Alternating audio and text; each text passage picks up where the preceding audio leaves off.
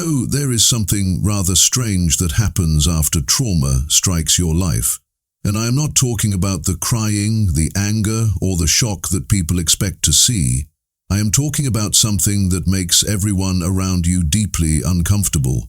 I am talking about the silence, the profound, unshakable silence that settles over you like fresh snow. People expect you to talk about it. They expect you to share, to process, to explain what happened and how you feel. Society tells us that healing means talking, that staying silent means you are stuck, that you are in denial, that you are not moving forward. But here is what nobody tells you, that silence is not what you think it is. It is not you hiding from the truth. It is not you avoiding the pain.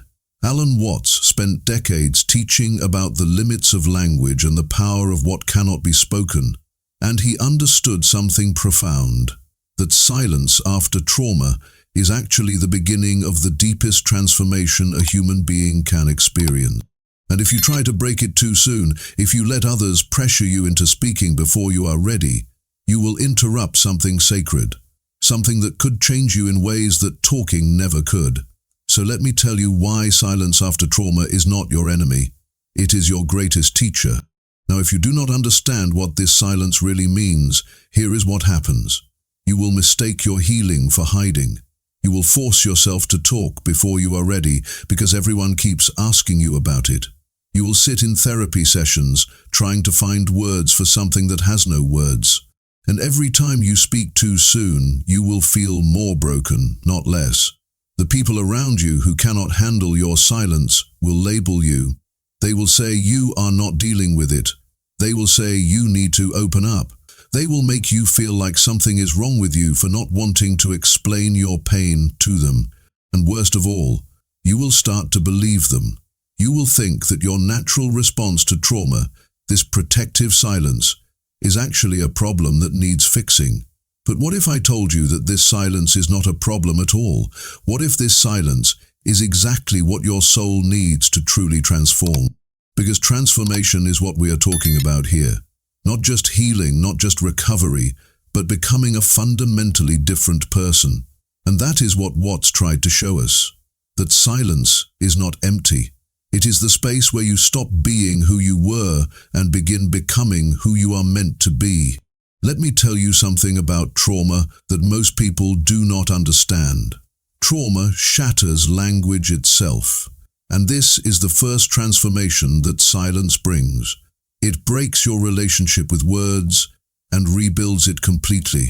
You see, words were built for ordinary human experience. Words work perfectly fine when you are describing your day, your feelings about the weather, or what you had for breakfast. But trauma is not ordinary. Trauma is extraordinary in the worst possible sense. It takes you to a place where the vocabulary of normal life simply does not reach. Alan Watts taught that the deepest truths cannot be captured in language. He would say that using words to describe certain experiences is like trying to drink the ocean with a fork. You can go through the motions, but you will never actually capture what you are reaching for. I once knew someone who went through something terrible. For weeks, people kept asking what happened. They wanted the story, they wanted details, and this person would open their mouth to speak and then just stop. Not because they did not want to talk, but because every word that came to mind felt like a lie. Not because it was untrue, but because it was incomplete. It was like trying to describe the ocean with a teaspoon.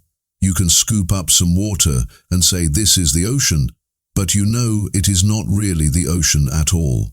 When you truly experience trauma, something in you understands immediately that talking about it cannot capture it. The event was too big, too overwhelming, too reality-shattering to fit into the small container of words, and so you fall silent, not because you are weak, not because you are avoiding, but because you have touched something that language was never designed to hold. And here is what changes in you. Before trauma, you trusted words completely. You believed that if you could just explain yourself clearly enough, people would understand. You thought language was a bridge between souls. But after trauma, After the silence teaches you its first lesson, you become someone who knows the limits of language. You become someone who understands that the most important things in life cannot be said, only experienced. This is not cynicism. This is wisdom. You stop over-explaining yourself. You stop trying to make everyone understand everything. You become comfortable with mystery, with the unspeakable, with the spaces between words. This silence is not emptiness. It is fullness. It is so full of experience, of pain, of transformation, that it cannot be poured into the tiny cups of conversation. The ancient teachers understood this. Alan Watts spoke often about how Zen masters would answer profound questions with silence, not because they did not know the answer, but because the answer existed beyond words. So when you fall silent after trauma, you are not failing to communicate. You are honoring the magnitude of what happened. You are respecting the fact that some things are too sacred, too terrible, too profound to be reduced to a story you tell at dinner. The silence itself becomes a way of saying this mattered, this changed everything, and I will not pretend I can make you understand it with mere words. Now here is the second transformation that happens in that silence. It changes you from someone who performs their pain into someone who protects their healing. And I know this sounds strange because everyone tells you that silence is dangerous, that keeping things inside will hurt you. But they are wrong. Let me explain what Watts understood about this. When trauma strikes, you become like a wound that needs time to close. Imagine you cut your hand deeply. What does the doctor tell you? Keep it clean. Keep it covered. Do not let people touch it. Do not expose it to dirt and germs. Let it heal in protected conditions. Your psychological wound is exactly the same. It needs protection. It needs time. It needs silence. Watts often spoke about the wisdom of nature. He said that a seed does not grow by being dug up and examined every day. It grows in darkness, in silence, underground where no one can see it. But what happens instead? People want to see the wound. They want you to unwrap it and show them. They ask you what happened over and over again. Some are genuinely concerned, but many, if we are honest, are simply curious. They want the story. They want the drama. They want to feel something through your pain. I remember hearing about a woman who lost her child, and in the weeks after, people kept approaching her. "Tell me what happened," they would say. "How are you feeling? Are you okay?" And every single time, she had to relive it. Every single time she had to perform her grief for someone else. She had to manage their shock, their tears, their discomfort. She had to comfort them about her own tragedy. She became an actress in the theater of other people's emotions. Until finally she stopped answering the phone. She stopped going out. She fell into what everyone called worrying isolation. But it was not isolation. It was sanctuary. In that silence, she did not have to perform. She did not have to explain. She did not have to make her trauma digestible for other people. She could simply be with what was true. She could feel what she actually felt without translating it into words that would make others comfortable. And this is where the transformation happened. Before her loss, she was someone who sought approval constantly, someone who shaped herself to fit other people's expectations, someone who performed her life for an audience. But the silence after her trauma changed her into someone completely different. She became someone who knew that her inner world was hers alone. Someone who understood that not everything needs to be shared, explained, or justified. Someone who could sit with herself without needing external validation. The silence did not just protect her healing, it rebuilt her identity from the ground up. This is what silence does. It creates a space where your healing belongs only to you, where you are not managing other people's reactions, where you are not distorting your experience to fit into their understanding. Alan Watts loved the old Taoist saying that muddy water is best cleared by leaving it alone. When you keep stirring it, explaining it, talking about it, the water stays murky. But when you let it be, when you give it silence and stillness, the mud settles, the water clears. and you begin to see the truth of what actually happened, not the story everyone else wants you to tell about it. Here is the third transformation that silence brings, and this one might surprise you. It changes you from someone who seeks connection with everyone into someone who knows the difference between real love and curiosity disguised as care. Your silence after trauma becomes a filter. It separates the people who truly love you from the people who only love your story. And this changes who you become as a person. Let me explain what I mean. When you go through something traumatic and you fall silent, people respond in two very different ways. Some people cannot handle your silence. They keep pushing. They keep asking. They say things like, "You need to talk about it," or "You cannot heal if you keep it inside," or "I am worried about you because you are not opening up." But here is what is really happening. These people need you to talk because your silence makes them uncomfortable. They need you to explain so they can feel like they understand, like they helped, like they fixed something. Your trauma becomes about their need to be useful, to be the caring friend, to have the dramatic story of how they supported you. They do not actually want to sit with your pain. They want to process it quickly and move on. Then there are the other people, the rare ones. These people show up and they do not ask questions. They sit with you. They bring you food. They are simply present. They do not need you to perform your healing for them.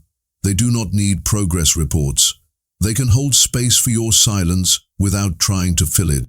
As Watts would say, they understand that sometimes the most profound communication happens in the spaces between words, in the shared silence, in simply being present without agenda. I heard about two friends of a man who survived something terrible. The first friend kept calling, kept texting. "You need to talk to someone. Have you seen a therapist?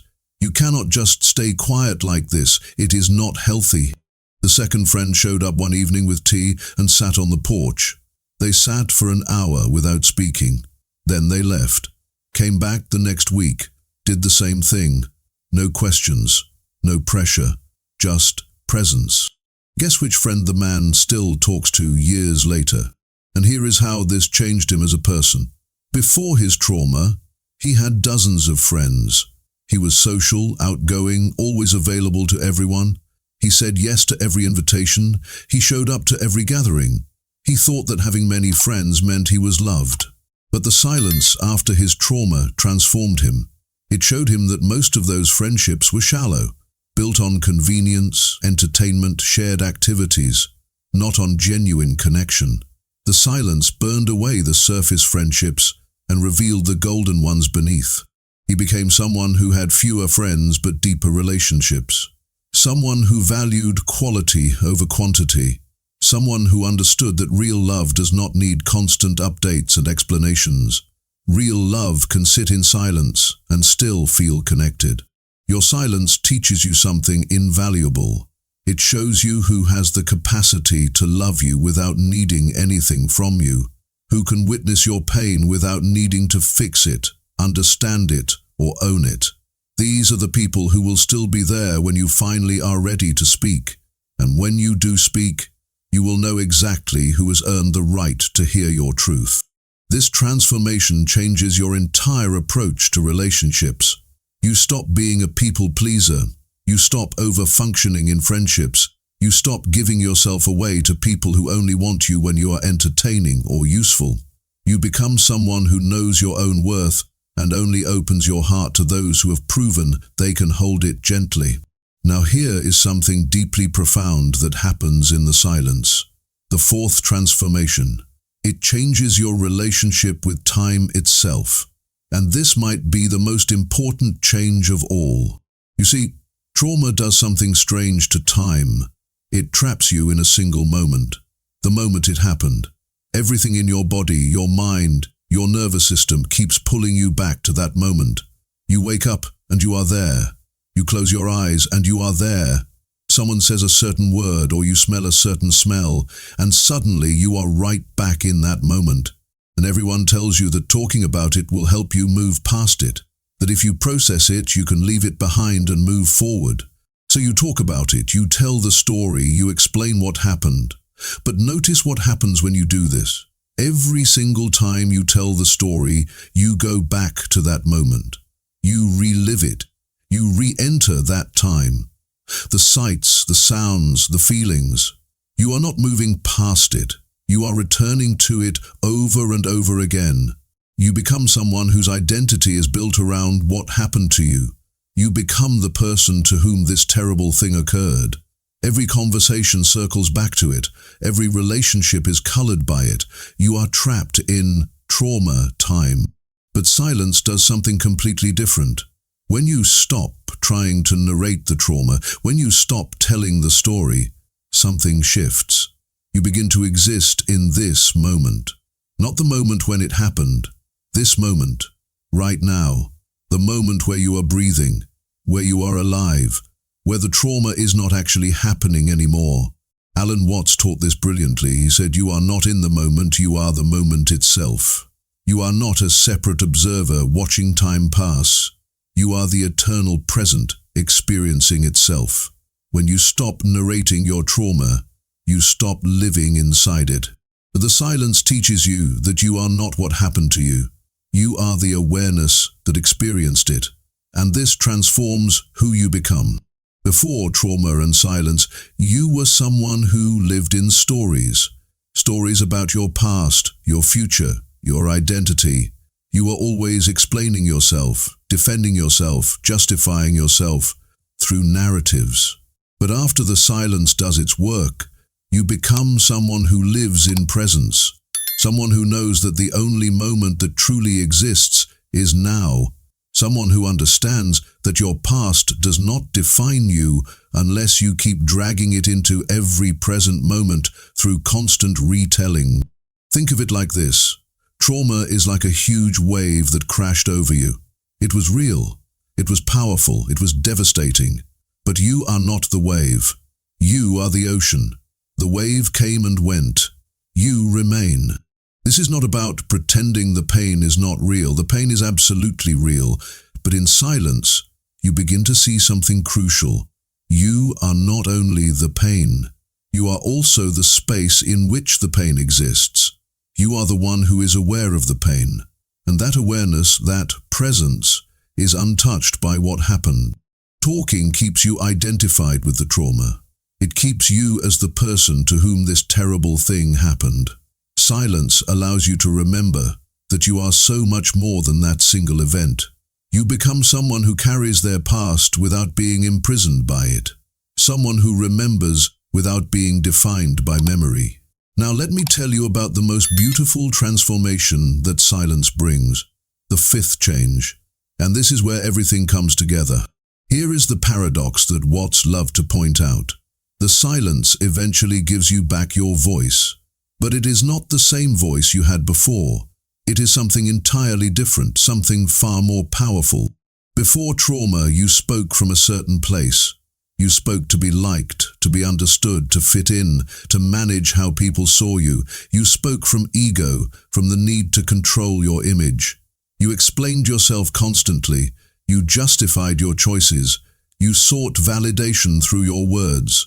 Your voice was borrowed from what you thought people wanted to hear. But after trauma, after the sacred silence, when you finally speak again, you speak from a completely different place. You speak from essence, from truth, from the core of who you actually are. When you break silence after it has done its work in you, you are not seeking approval anymore. You are not trying to make people comfortable. You are not performing. You are offering truth. And there is a weight to it, a power, a resonance that was never there before. This is what Watts meant when he talked about authentic expression. He said that most people are like actors who have forgotten they are acting. They play roles their whole lives and never discover their true face. But trauma and silence strip away all the masks, all the performances, all the borrowed voices. Let me give you an example. I heard about a woman who went through terrible loss. For an entire year, she barely spoke about it. People worried, people criticized. They said she was not dealing with it. But she was doing the deepest work in that silence. She was dying to her old self, the self that performed, the self that said what people wanted to hear, the self that shaped her words to get approval. That self was being burned away in the silence. And then one day she wrote a single paragraph, just a few sentences about what she learned through her pain. She shared it quietly. That paragraph traveled around the world. It changed thousands of lives. Because those words came from silence, they came from the other side of suffering. They came from someone who had been transformed, not just wounded. Compare that to someone who talks constantly about their trauma but never transforms. They tell the story over and over, but the story never changes. The words have no power because they come from the wound, not from the healing. They speak from the victim self, not from the transformed self. Silence composted her pain into wisdom.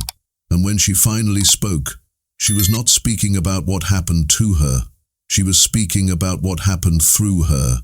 The insight, the transformation, the emergence. She became someone whose words carried truth instead of just information. This is why the greatest teachers often experienced the greatest suffering. They did not avoid their pain with constant talking. They let it work on them in silence. They let it break them open. They let it destroy who they thought they were so that who they truly are could emerge. And then they spoke from that broken, open place, and their words carried the weight of genuine transformation. They became people whose presence taught more than their words, whose silence was as meaningful as their speech, whose very being communicated what language never could. You see, before silence, you were someone who believed in the power of words, someone who thought that if you could just say the right thing, everything would be okay. Someone who used language to build bridges, to create connection, to make yourself understood. But after silence transforms you, you become someone who knows that the most important things cannot be said. Someone who speaks less but means more. Someone whose words have weight because they come from depth. You become someone who is comfortable with mystery, with what cannot be explained, with the spaces between words where truth actually lives. So if you have experienced trauma and you have fallen into silence, I want you to hear this. Trust it. You are not broken because you do not want to talk. You are not in denial because you are quiet. You are not stuck because you have nothing to say. You are in the sacred work of transformation, and that work happens in silence. The world will pressure you. People will tell you that you need to open up. They will say that keeping it inside is unhealthy. They will make you feel guilty for your silence. But you know better now. You understand that some things cannot be spoken until they have been fully lived, until they have moved through you completely, until the transformation is done. Your silence is not the end of your story. It is the middle. It is the chrysalis stage. You are not dying in there. You are changing. And what emerges will be more true, more real, more powerful than anything you could have said in the beginning. Do not let anyone rush your silence. Do not let anyone shame you for taking the time you need. Do not let their discomfort with your quiet become your problem to solve. The right words will come. They will come when the work is complete, when you have been changed by what happened rather than just wounded by it. And when those words finally come, they will carry a truth that premature words never could. Alan Watts spent his life teaching that the journey from the false self to the true self requires a kind of death, a shedding, a letting go of everything you thought you were, and silence is where that death happens. In the quiet, away from the voices telling you who to be, you discover who you actually are. So trust the silence, trust the process, trust that something profound is happening in you even when you cannot explain it. Your healing does not owe anyone an explanation.